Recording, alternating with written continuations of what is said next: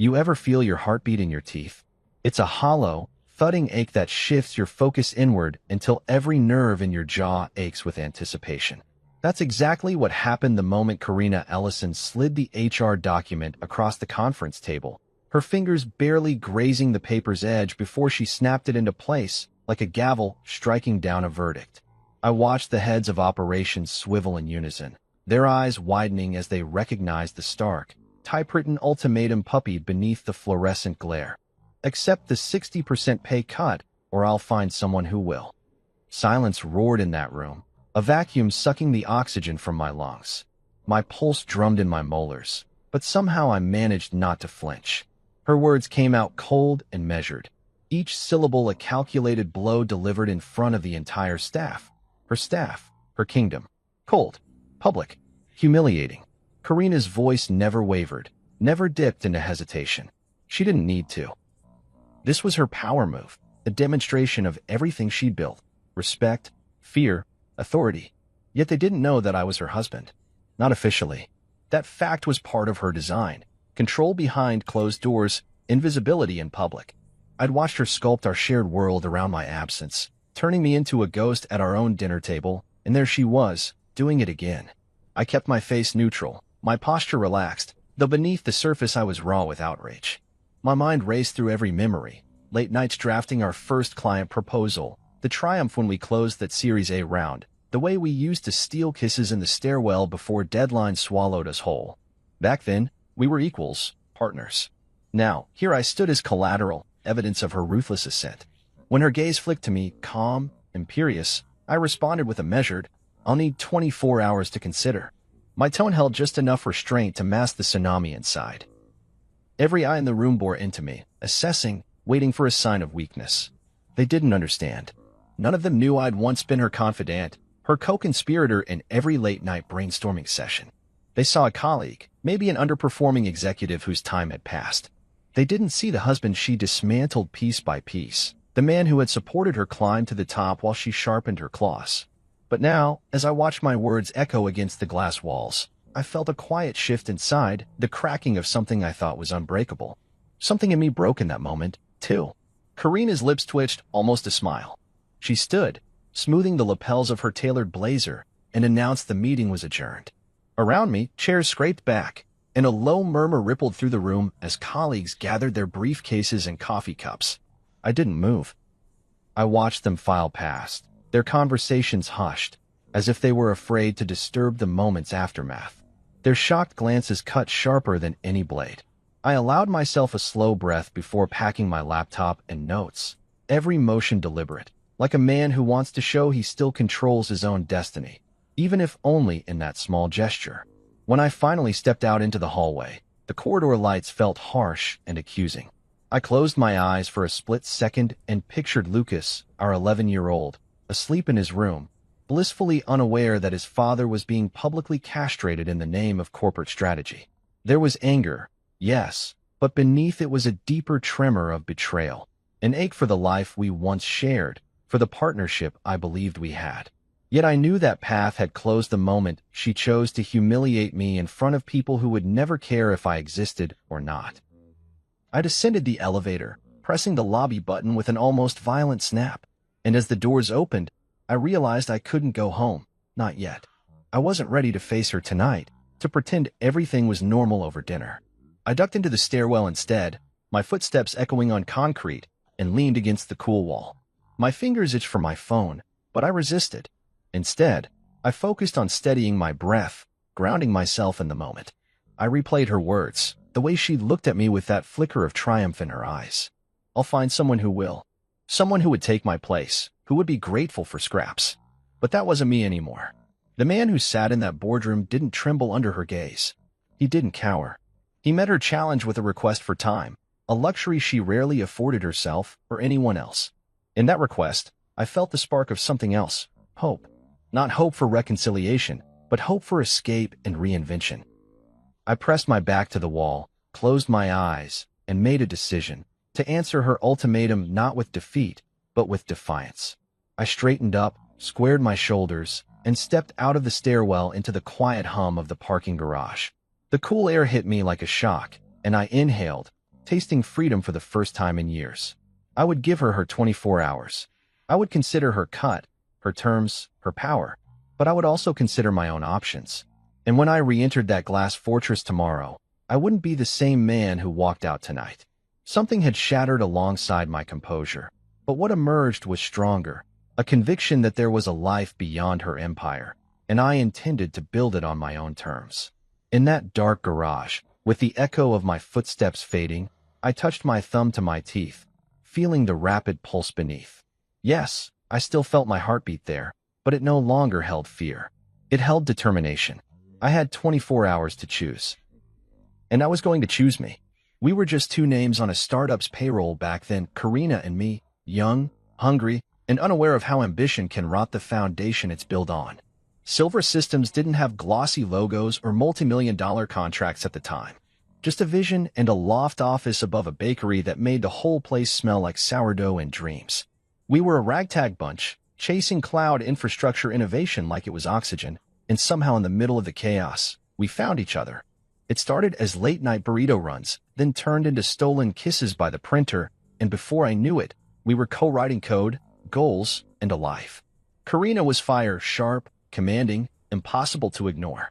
She saw ladders everywhere and climbed them 2 rungs at a time. I admired that at first. I encouraged it, supported her moves, took notes during pitch rehearsals, edited her presentations, even let her practice telling off underperforming engineers on me just so she'd sound fierce but fair. I wanted her to rise. I never realized she was training herself to rise alone. When she got promoted to VP of HR, I celebrated like it was my own win. She had presence in meetings, command over a room, and I found my niche in strategic partnerships. Quiet work, but critical. I built our client list from nothing: cold calls, trade shows, chasing leads that didn't want to be chased. I landed contracts that floated payroll during tight months, established relationships that the board would later call foundational to our scale. But I wasn't flashy about it. I wasn't on magazine panels or featured in Forbes' Next 100. I didn't need that. Karina did. She loved the spotlight, the applause, the LinkedIn reposts that called her visionary and disruptive. I was content with peace. She craved clout. And somewhere along the way, she stopped seeing us as partners and started seeing me as a prop, a placeholder, a man behind the curtain. We moved into a townhome in Rosegate once bonuses started to roll in. I remember the first night there, standing in the kitchen while Lucas napped upstairs, and she walked in wearing her silver-branded fleece, eyes sparkling from a company-wide presentation she'd just delivered. "We're building something huge," she whispered, arms wrapping around my waist. Together. I believed her. Foolishly. Because even then, the cracks had begun. She didn't ask how my meetings went anymore. She missed dinner twice a week for executive strategy calls and slowly replaced our shared calendar with her own. Our conversations drifted from personal to professional and then stopped altogether. At work, she stopped looking at me like I was her person. She looked at me like an asset, useful, but expendable. I should have spoken up. Should have pulled the ripcord when I started noticing the small humiliations, the time she corrected my report in front of the junior staff instead of waiting till we got home, or when she forgot to loop me in on a major contract negotiation even though the client had been mine. But I didn't. I told myself it was temporary, that the pressure would ease, that she'd remember we were on the same team. That boardroom meeting proved otherwise. After she slid that document across the table, with its ice-cold demand for a 60% pay cut and a threat of replacement, I replayed every compromise I'd ever made for her, every sacrifice that now sat neatly buried under her empire. This wasn't a moment of miscommunication. This was who she had become, and who she expected me to become: silent, compliant, replaceable. I drove home that day on autopilot, gripping the steering wheel tighter than necessary, the taste of humiliation still sour in my mouth. Our neighborhood looked too pristine, too polished for what I was feeling, like reality refused to match the storm inside me. I pulled into the driveway and just sat there for a moment, engine idling, watching the soft glow of our living room lamp filter through the blinds. When I stepped inside, Lucas was on the floor building a Lego version of something that looked like Silver's office. He looked up and smiled. "Mom said you were in a big meeting." He didn't know. He couldn't. And that innocence punched me harder than anything she'd said. Karina was in the kitchen, heating something in the microwave. She didn't turn around. "Hey," she said, casual. like she hadn't tried to publicly amputate my career just a few hours earlier. I wanted to shout, to demand an explanation. But instead, I stared at her back, at the way she moved with such certainty, like her world was untouched by the damage she left in mine. "You ambushed me today," I said finally. She paused. "Barely." Then she turned, arms crossed. "It wasn't personal. It was a strategic decision. You did it in front of them," I said, voice low. "They're staff. Not family," she replied, coolly. "They don't know we're married. They don't need to." I blinked. "You think that makes it better?" She shrugged. "I made a call. It's not about you." And that's when I knew. It wasn't about me, not anymore. Not for a long time. I had been riding shotgun in a car she was driving straight off a cliff, and I'd been too loyal to jump out. I walked upstairs, past Lucas's drawings taped to the wall, past our wedding photo that still hung crooked on the hallway frame. I stood in our bedroom for a long time, looking at the life we built. The life she broke, one calculated decision at a time. That night, I didn't sleep. I watched the ceiling shift from shadow to sunlight and felt the weight of something final settle into my bones. I wasn't angry anymore. I was awake. By morning, I wasn't the man who used to quietly protect her legacy. I was the man she underestimated, and I was done waiting for her to remember what we built. I was going to build something better. Without her, I couldn't stop replaying the scene.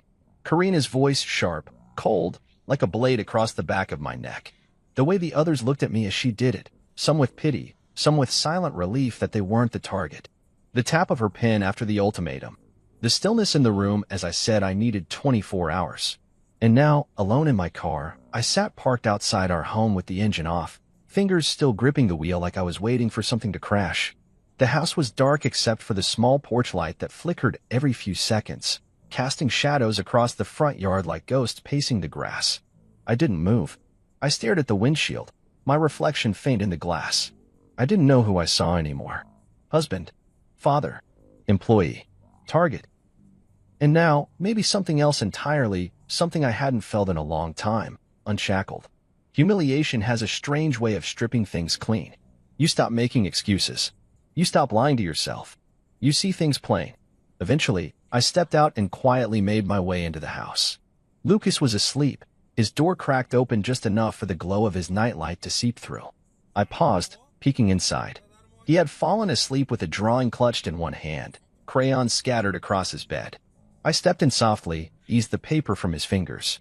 It was a family drawing, him in the center, Karina on the right, our dog that died 2 years ago on the left. Me? I wasn't there. Just a smudge where another figure might have gone, erased with a careless pink thumb. Maybe I'd missed too many breakfasts. Too many games.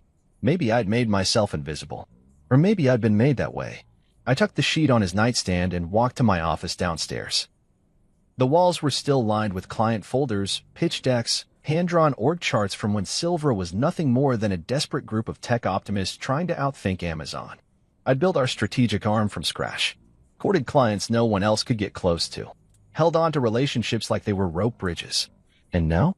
A 60% pay cut for the man who brought in a third of the company's recurring revenue.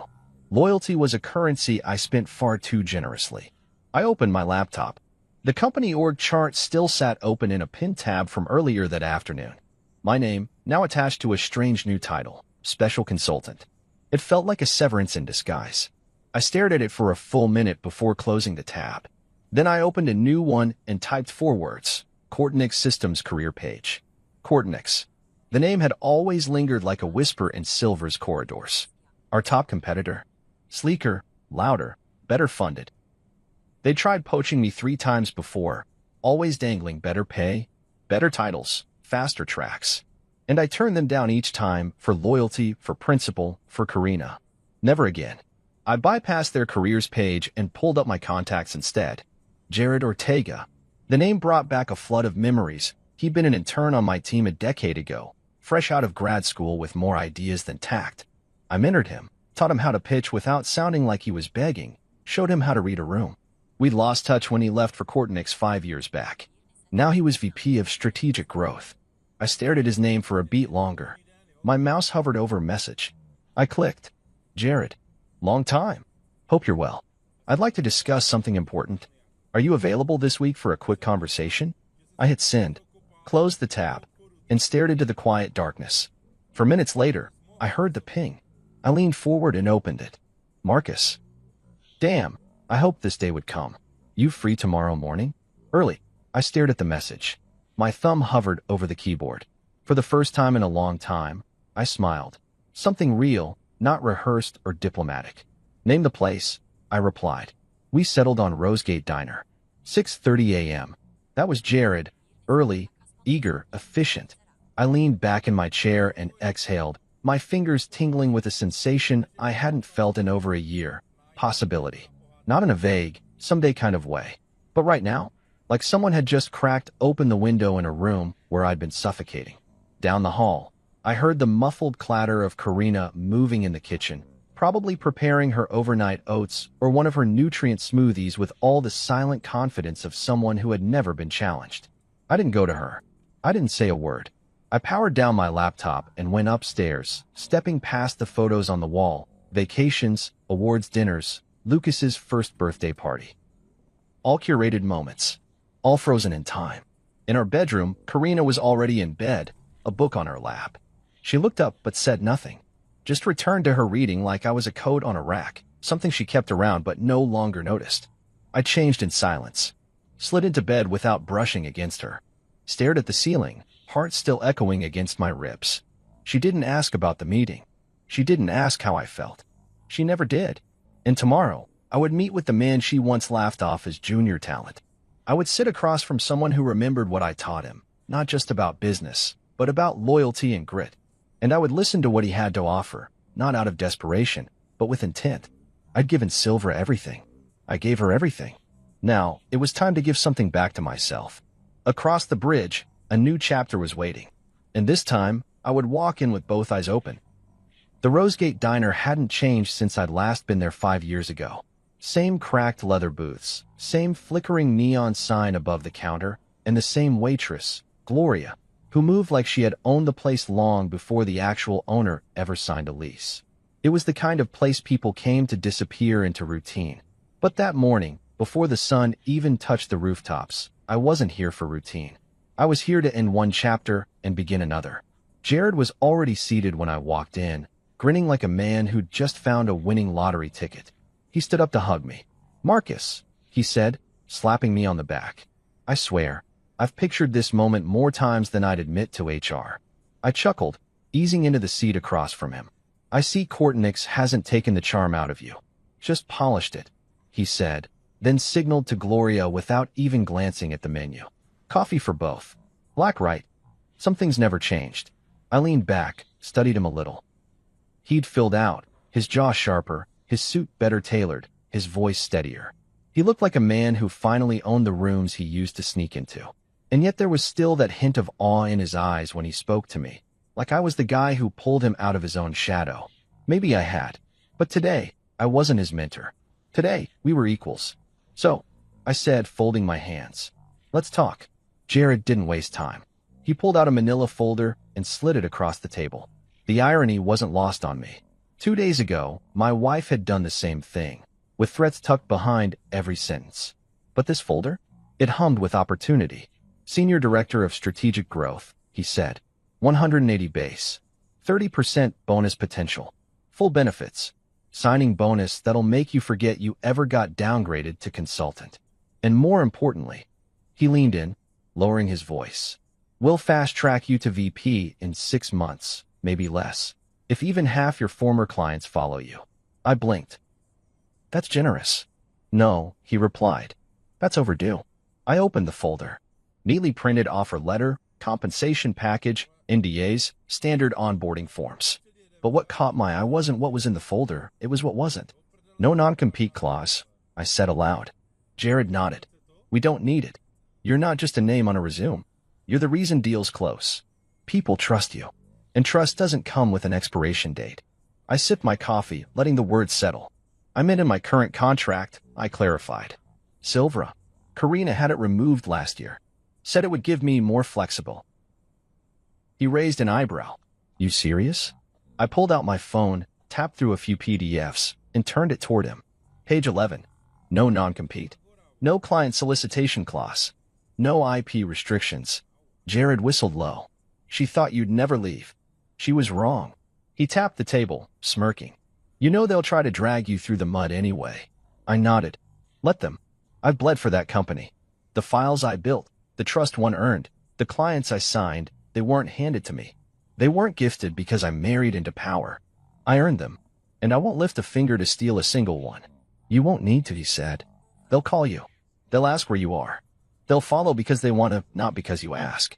The waitress brought our food. I hadn't even realized I was hungry until the smell of eggs and toast hit me.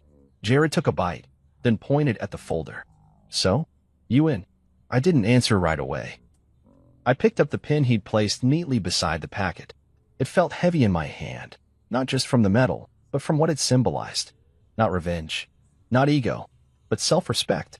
After being buried in Karina's shadow, after being turned into a convenient pawn in her strategic ambitions, here was a chance to step back into the light. I signed. Jared raised his coffee mug. To new beginnings. To freedom, I said. We ate in silence after that, the kind that only exists between people who understand the gravity of a moment. As we left the diner, the sky had begun to brighten, soft streaks of orange cutting through the dawn. I climbed into my car, folder in hand, and sat there for a long moment. Not because I was unsure, but because I felt weightless. Like the tension I'd been carrying in my chest for the past 2 years had finally lifted. When I got home, the house was quiet. Karina's car was gone. Early meeting, no doubt. She didn't ask where I'd gone, didn't check to see if I came home last night, didn't seem to care that we hadn't spoken since the HR ambush. I went to my office, closed the door, and pulled up the Silver Employee Handbook, the one I'd helped write. It was all still there, pages of policies, clauses, protocols. But none of it applied to me anymore. I was untethered. Still, I scanned through my own employment agreement again, just to be sure. No non-compete. No restrictions on where I worked next. Karina had assumed I'd be loyal until the end. She'd never imagined I'd have the spine to walk away, much less the leverage to land somewhere stronger. She'd unhooked my leash thinking I wouldn't move without her. Her mistake. I printed my resignation letter that night. Straightforward. Professional. No bitterness on the page, but every sentence dripped with clarity. Tomorrow, I would walk into her glass-walled office wearing the same suit I wore when we pitched Silver to its first investor. Black, crisp, poised. And this time, I wouldn't be the one begging for her approval. I'd be the one holding the final word. I wore the suit with intention. Blackwell, tailored. The one I hadn't touched in years but never had the heart to get rid of. The one I wore when Karina and I pitched Silver to the angel investors who first gave us a shot. Back then, she had held my hand under the conference table, squeezing twice every time she got nervous. No, she wouldn't even meet my eyes across the dinner table. The irony was rich. I adjusted my cufflinks in the mirror, took a long breath, and walked out the door. The drive to Silver was quiet. Not a single song felt right, so I let the silence ride with me. I passed the same coffee shop where Karina and I used to split a bagel on early mornings. She always took the top half with the extra sesame seeds. These days, she barely spoke before leaving for the gym or another strategy call. Somewhere between ambition and titles, we stopped being a team. When I stepped into the building, I nodded at reception, then rode the elevator to the executive floor. My heart didn't race. No tremble in my hands. Just a strange calm, like I was walking into a funeral I'd already grieved. The doors opened and there she was, behind the glass wall of her office, back straight, pen in hand, dissecting some document like it owed her an apology. I knocked once. She looked up, surprised to see me. "Marcus," she said flatly. "I thought you were taking the day." "I'm here to make a decision," I replied, stepping inside and closing the door behind me. She gestured without standing. "Go ahead." I placed the resignation letter on her desk. No preamble, no apology, just the truth in 12-point calibri. She didn't reach for it, just stared at it like it might explode. Then she leaned back in her chair, arms crossing slowly. "You're making a mistake," she said. "No," I replied. "I'm making a choice." There was a flicker behind her eyes. Surprise, maybe, or something closer to irritation. She wasn't used to being challenged, especially not by me. "You're walking away from 14 years, she said. I nodded. 14 years where I made this company millions.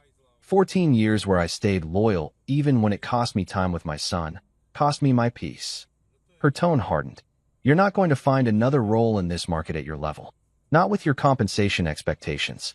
Not with this economy. I smiled then. Just a little. Actually, I already have. That made her blink. Just for a second. The mask cracked. Where? Kortenix, I said. Calm. Direct. And there it was, the moment she lost control. Her body went rigid. Her fingers curled around the edge of the desk like she was holding onto the ground beneath her. Kortenix, she repeated, as if the name itself was a betrayal. They offered what I'm worth. What I should have been worth here. Her voice dropped. You do realize we'll sue. I reached into my leather folder and dropped the Kortenix offer letter beside my resignation. No non-compete. No IP conflicts. No client solicitation. You forgot to protect the one person you thought would never leave. The silence was heavy. She flipped through the Kortenix contract, her eyes scanning the terms. I watched her lips press into a thin line. The woman who once used to say, "We make a great team," now calculating exactly how she lost a partner, personally and professionally. I removed the non-compete to give you room to grow, she said tightly. No, I replied. You removed it because you thought I'd never use it. Her jaw clenched. I was loyal to a fault, I continued. I passed on offers. Sat through your meetings where I was invisible. Took the back seat so you could shine. I never wanted to be the face. But when you humiliated me in front of your team, our team, you made something very clear. I don't belong here anymore. And I'm done pretending I do. She stood, finally, as if height would help her reclaim authority. This will damage our reputation. No, I said. It will damage yours. For a beat, we stood there in silence. Two people who once built something side by side, now on opposite sides of a war neither of us declared out loud. The room felt colder than I remembered. More clinical. Less ours. I built this company, she said quietly. So did I replied. And now I'm building something else. There was a finality in the way I said it. Her mouth opened slightly, then closed. I could tell she wanted to say more, but there was nothing left that could undo what had already been broken. I turned to leave. Marcus, she called just as I reached the door. I paused, hand on the knob. Why now, she asked. Her voice wasn't demanding anymore. It was something closer to human. I looked back at her.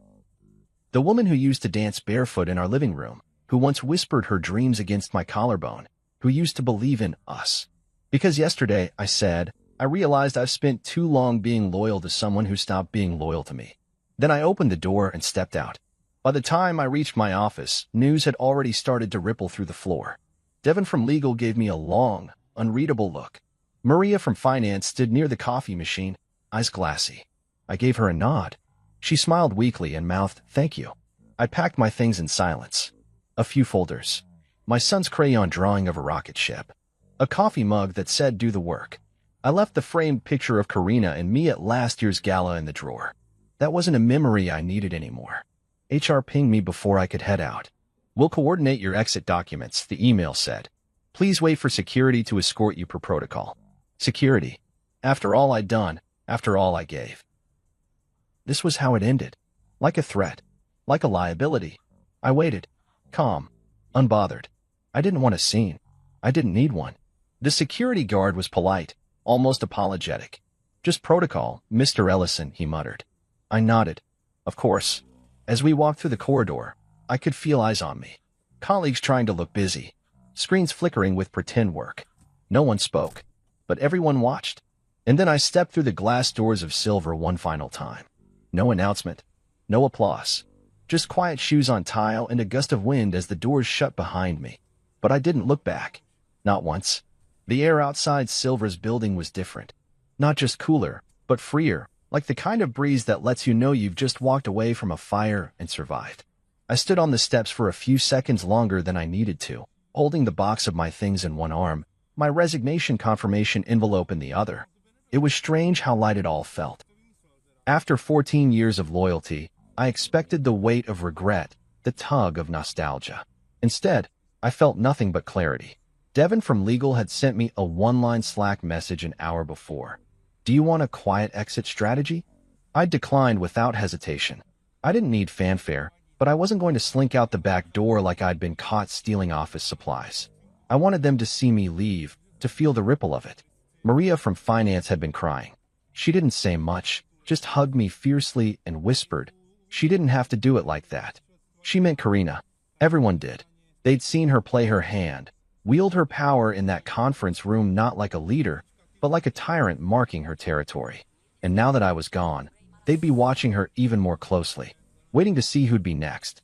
The security escort wasn't even necessary, but protocol demanded it. For senior staff, they claimed. What they meant was, for those whose exits hurt the bottom line. The guard walked quietly beside me, eyes fixed ahead.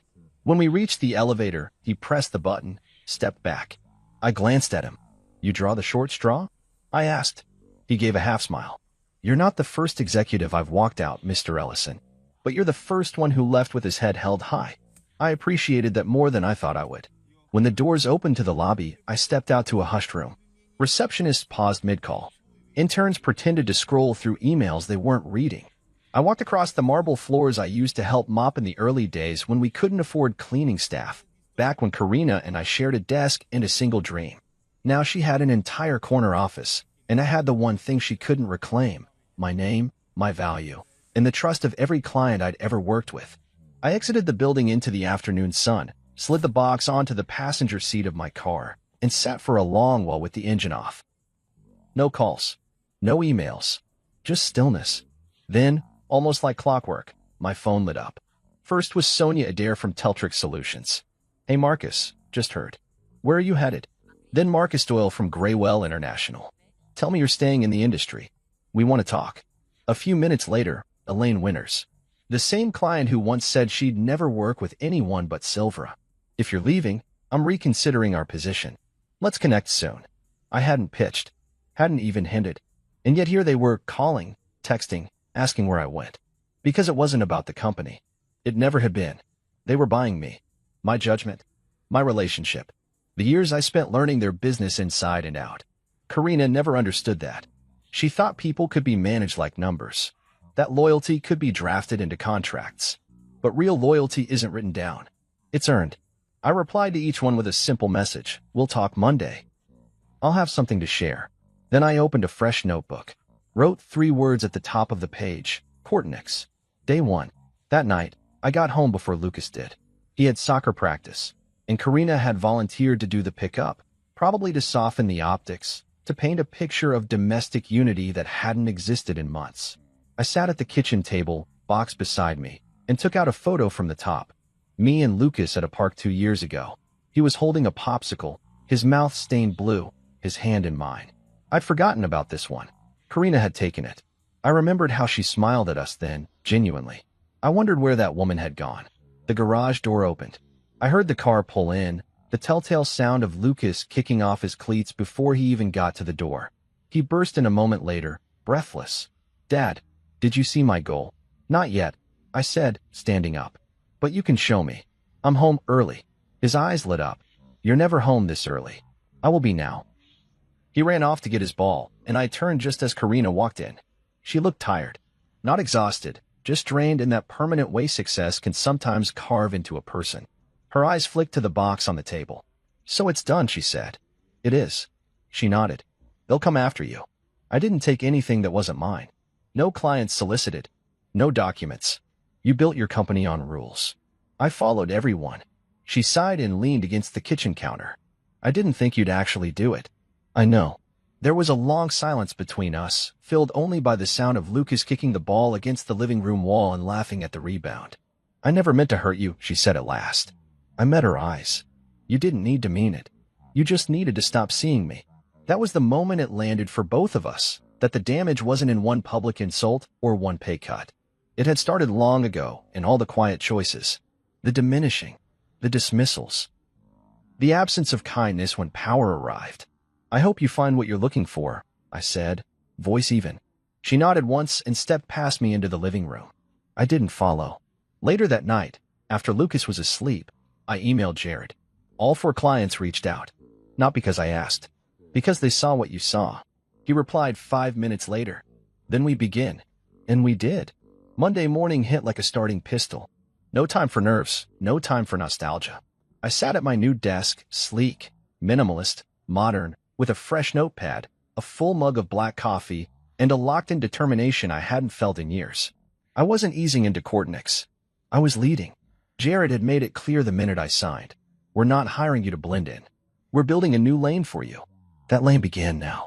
At 8:03 a.m., my inbox chimed. Subject, checking in. Marcus, just heard the news. If you're open to a conversation, I'd love to catch up. We've got some flexibility coming up in Q3, and I've always valued your insight. Sonia Dare, Teltrix Solutions. Sonia was old school, sharp as a blade, and twice as unforgiving if you crossed her. She never moved lightly. The fact that she was the first to reach out wasn't an accident. It was a signal. By 8:17 a.m., I had 2 more emails waiting, Marcus Doyle from Graywell and Fiona Lacey from Enduratech. None of them asked directly if I'd poached them. They were too savvy for that. Instead, the messages read like invitations. Where are you landing? We may need a new approach. Let me know where you are. Every word coded in plausible deniability, every sentence humming with interest. And I hadn't made a single call. That was the thing Karina never understood. Business relationships aren't built on discounts or gimmicks. They're built on trust. Trust that's earned in quiet ways.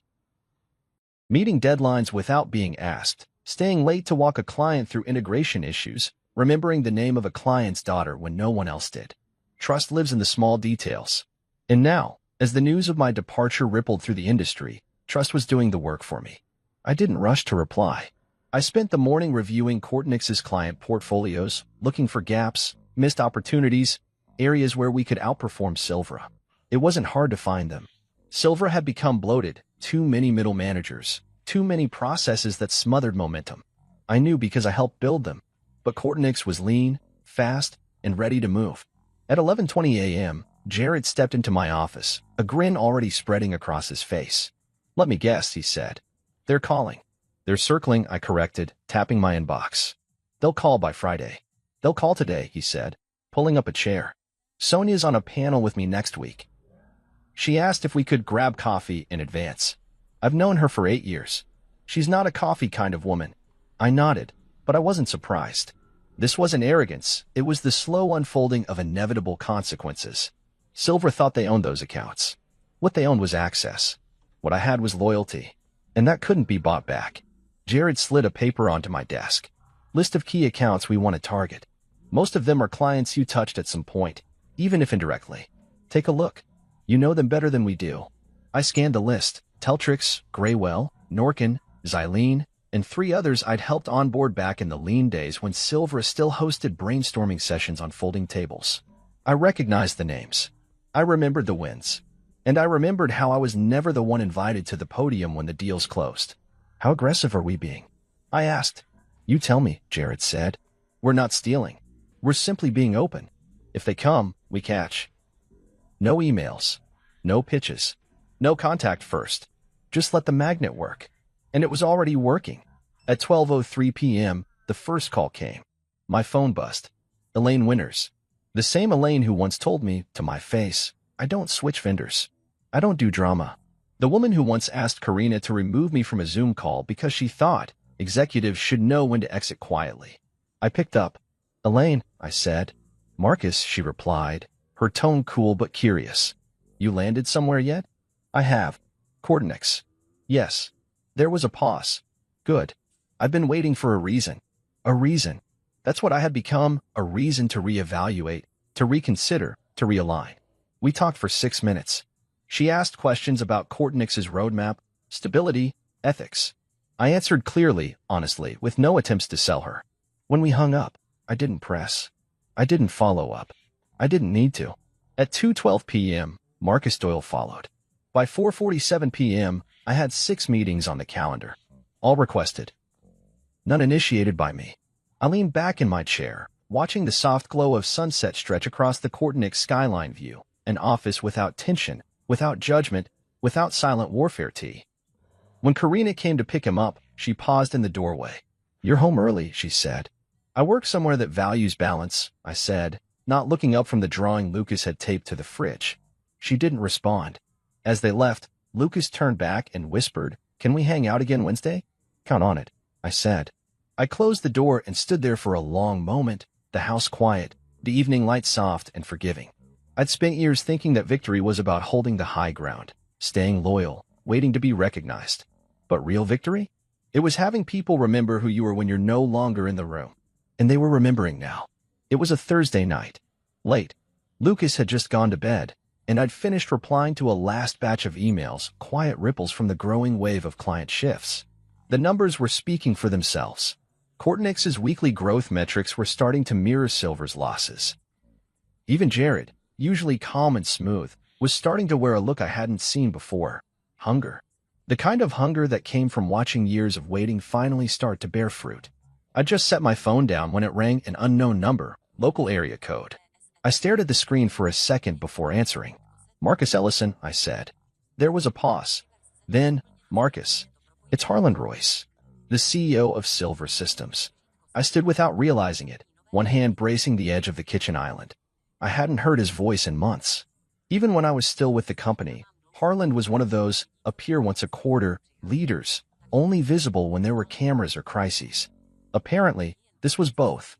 Evening, Harland, I said evenly. Didn't expect to hear from you. I'd like to speak man-to-man, he began, his tone diplomatic, controlled. I could practically hear the legal department sitting behind him, nodding silently. All right, I replied, walking to the living room window. I'm listening. This situation with your departure, it's escalating more than we anticipated.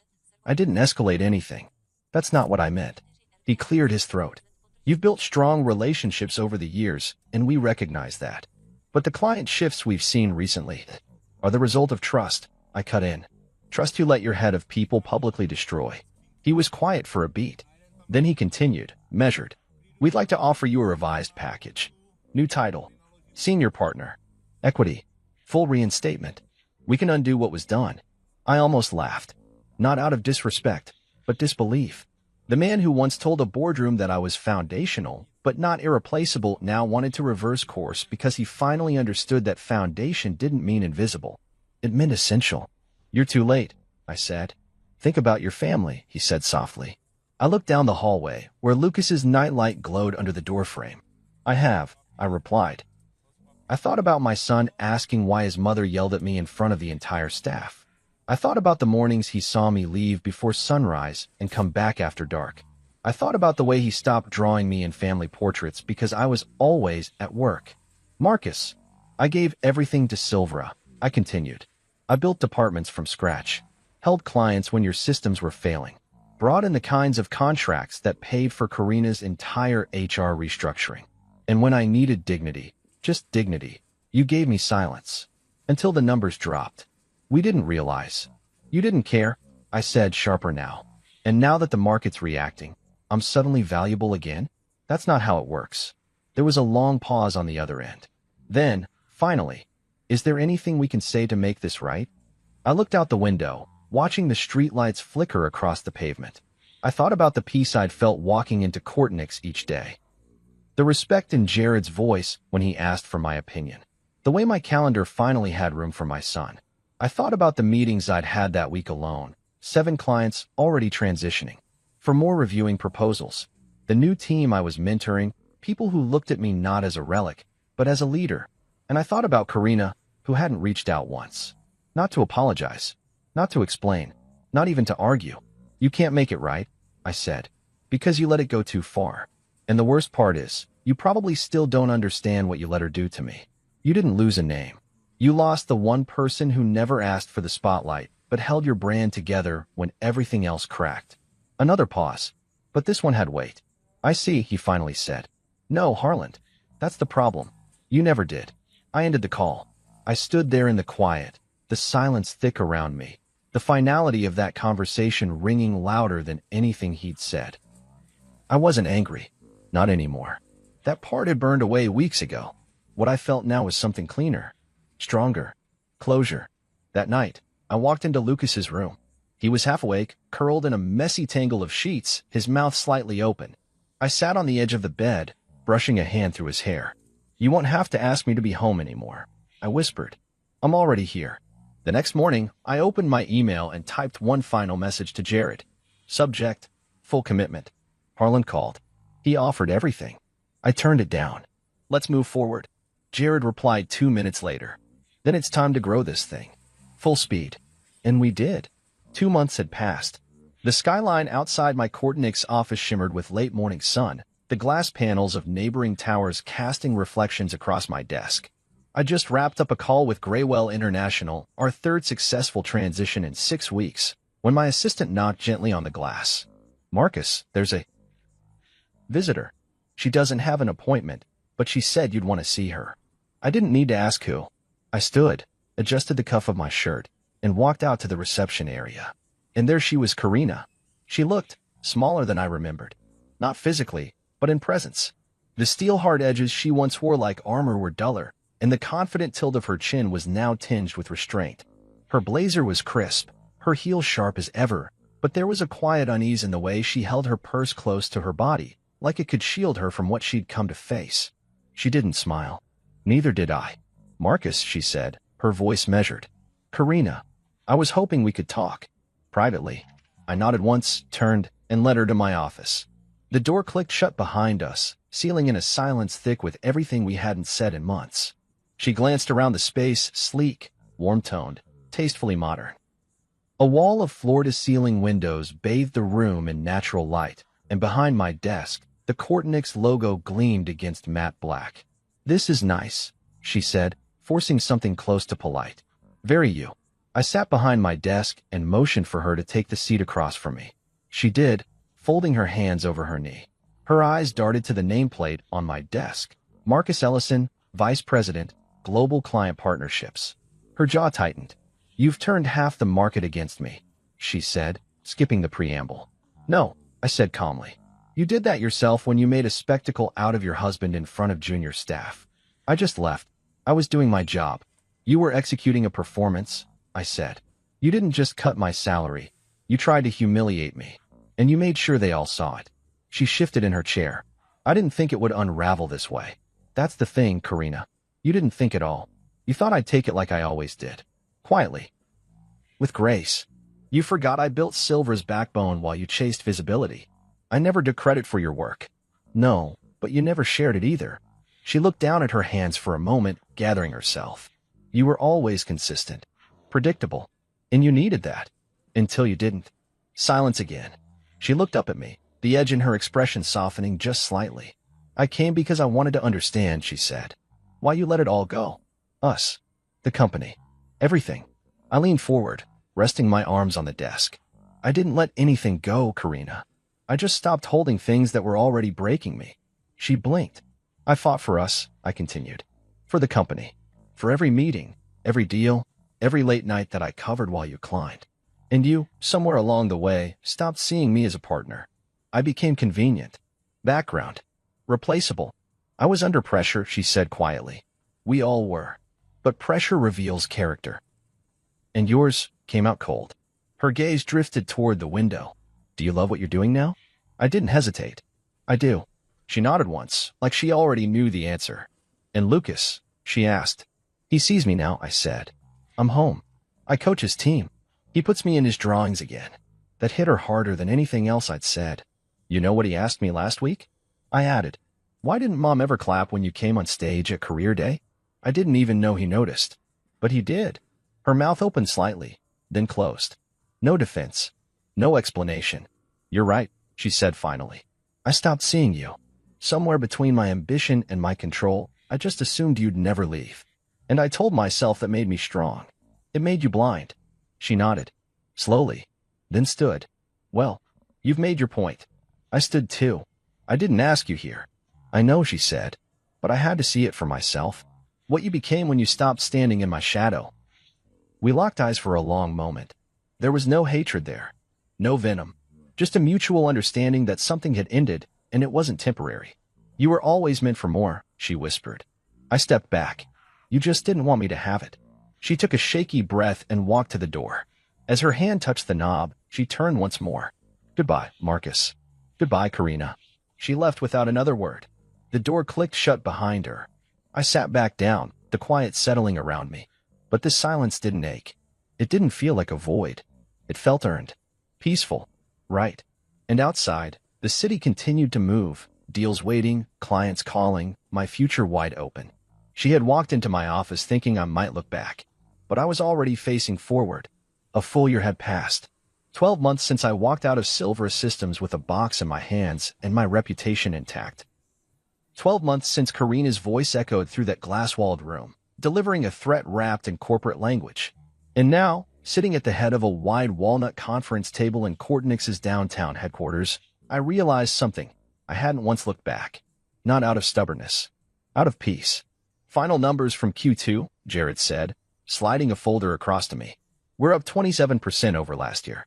That includes the Teltrix account, Graywell, Xylene, and now Enduratech. I opened the folder and let the numbers speak for themselves. Every name in that report had once been a silver client. Every deal was one I had either originated, nurtured, or saved when others had fumbled it. But I hadn't poached a single one. I hadn't needed to. Trust is gravity. It pulls the right people toward you once the mask slips from those they thought they could rely on. Maria now ran our partner analytics division. Devin led our compliance team. Both had followed me from Silvera. Not with bitterness, but with resolve. They saw what I had endured. They saw what Karina did. And when the opportunity came to build something different, something ethical and quietly powerful, they didn't hesitate. Kortnix hadn't just gained clients. It had gained culture. I closed the folder. Let's keep going. No press. No victory laps. Just results. Jared grinned. You ever gonna let yourself enjoy this? I'm enjoying it, I said. I just don't need to scream about it. Later that evening, I left the office while the sun still hung low over the skyline. My car was already idling in the underground lot, another silent courtesy from the assistant I once doubted I needed. I'd learned something in the last year. Freedom doesn't always come from revenge. Sometimes, it comes from routine. From walking into a place every day where you're respected, not questioned. From leaving early enough to make it home in time for dinner. Lucas was waiting in the kitchen when I walked in. Soccer cleats on the table, a half-eaten granola bar in his hand, and a grin smeared with peanut butter. Coach Ellison, he declared, we've got practice tomorrow. Wouldn't miss it, I said, ruffling his hair. He was taller now, more confident. And for the first time since the divorce papers had been quietly filed and finalized 6 months ago, I saw how much calmer he was. Less anxious. Less confused. The absence of tension in the house had made room for growth, in both of us. He ran off to get his ball from the yard, and I stepped out to the porch, phone in hand. An alert popped up on my screen. Silver stock down 17% following quarterly loss. HR department undergoing restructuring. There was a picture embedded in the article, Harlan looking stiff behind a podium, his tie slightly crooked, and beside him, an empty chair. Karina had stepped down a few months earlier, citing personal growth goals.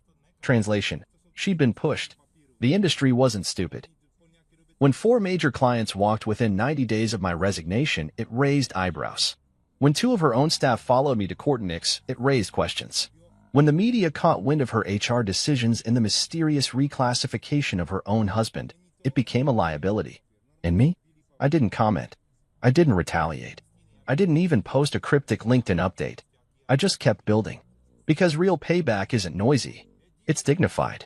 It's being so focused on what you're creating that you don't have time to burn down what you left behind. Dinner that night was simple: grilled chicken, roasted carrots, and a salad Lucas mostly picked around. We laughed about a joke his coach told, and when he went to bed, I sat by the window with a glass of wine and the soft buzz of contentment settling around me. I thought about everything Karina had once meant to me, everything we tried to build together, and how she had weaponized the very thing we created. But I also thought about what came after. The morning sun through Kortnix's floor-to-ceiling windows. The way Maria teared up during our team retreat when she said, "It's nice to work somewhere that feels human again." The late-night pitch meetings with Jared where we built strategies off instinct, not ego. The emails from clients who said, "We trust you to lead this." Karina's voice was gone from my life now. Her silence was louder than any apology would have been. But her absence didn't sting. It was a gift. Because the truth is, I didn't need her to fall for me to rise. I didn't need Silvera to burn to prove I'd been fire all along. I just needed to walk away and remember who I was before I started shrinking to fit her spotlight. I took a final sip of wine and looked out at the stars peeking through the dark. Then I picked up my phone and opened a blank note. Reminder to self. Leadership isn't loud. Dignity doesn't beg. Loyalty, when abused, becomes clarity. Trust will follow the person, not the brand. The best payback is peace. I closed the phone, set it on the table, and turned off the lights. Tomorrow would come. And I was ready.